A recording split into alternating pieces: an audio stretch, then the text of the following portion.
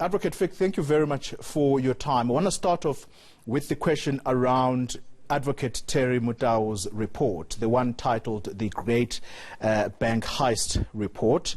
Will it basically uncover or lay bare what we already know now, but importantly, the information contained in that report? Will it be admissible in court? Good morning, Koli. Interesting question to start off on such a cold morning. Firstly, I think when we consider what is presented in a court of law, it's very important to realize that some information that we get is intelligence, and some of the intelligence first needs to be converted into evidence that can be presented in a court of law. So the test is very different. And if you, for example, look at Mutau's report, there might be some leads in that report that can be converted into evidence that can be presented in a court of law. So it's not necessarily as easy as having the information, running to court and presenting the case. Does that mean then, Advocate Fick, that Advocate Mutau's report may or may not form part and parcel of the ENPA case in court? Koli, I think that is a question firstly for the investigating team, but I can certainly tell you that from my years of being a prosecutor myself, that kind of what we call leads or intelligence is definitely used to form the basis of a continuing investigation.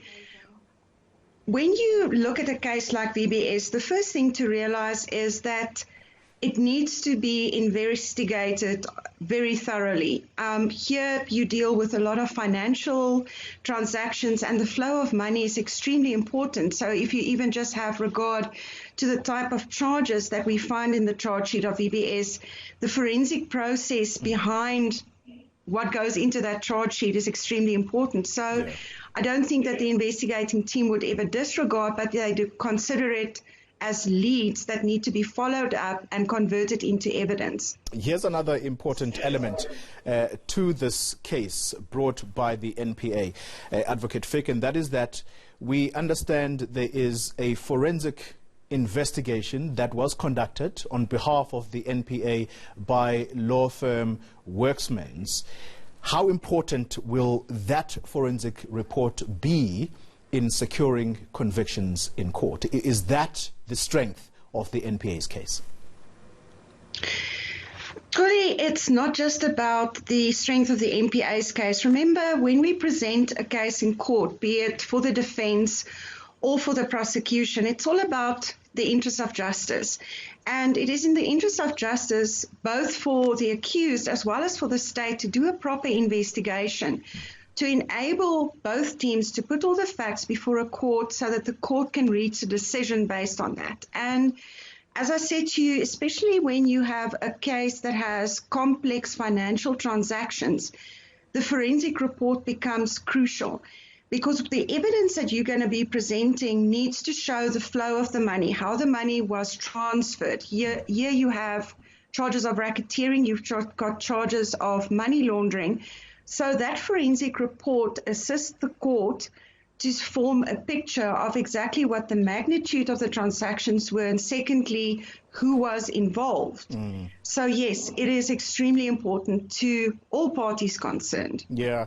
Talking about the forensic investigations, yesterday something interesting was revealed in court by the spokesperson of the NPA, and he says that during their search and seizure operations on Wednesday, as they were conducting these arrests, they came across a watch which belonged to an official in one of the municipalities that pumped money into VBS.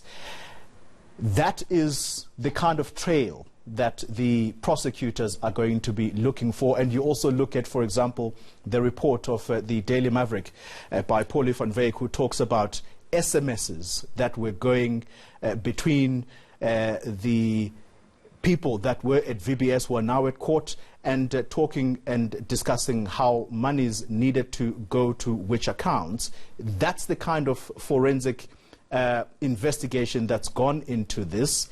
How important is that? And also, linking back to that watch that I spoke about, could we then see the political figures that the public is so keen to see also being called before court, being taken to court and being charged? How soon is the public likely to see all of these people being brought before court? A whole host of questions this morning.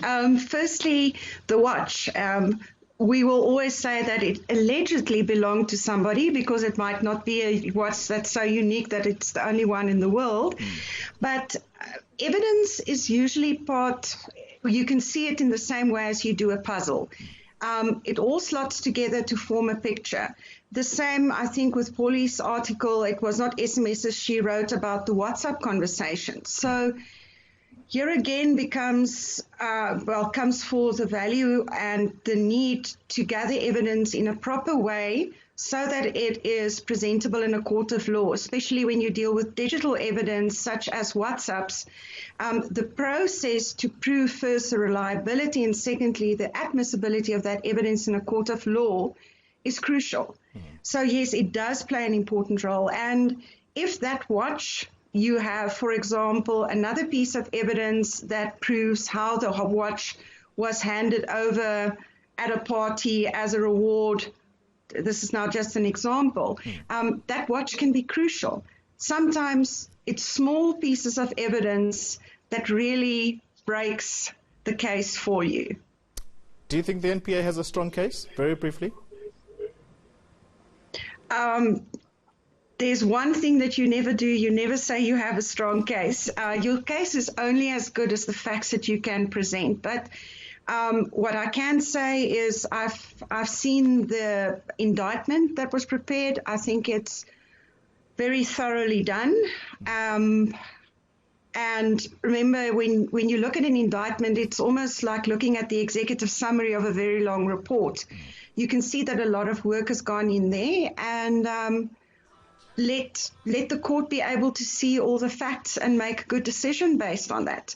So that is my submission on that. I think there's a lot of work that went into that report, and it didn't come soon as the people wanted, but I don't think they understand every day on how much work goes into the preparation of a case to get to the point that you can just arrest a person. All right. Advocate Jacqueline Fick, thank you very much for that detailed explanation of what has gone on here. And could the NPA redeem themselves here? We shall see.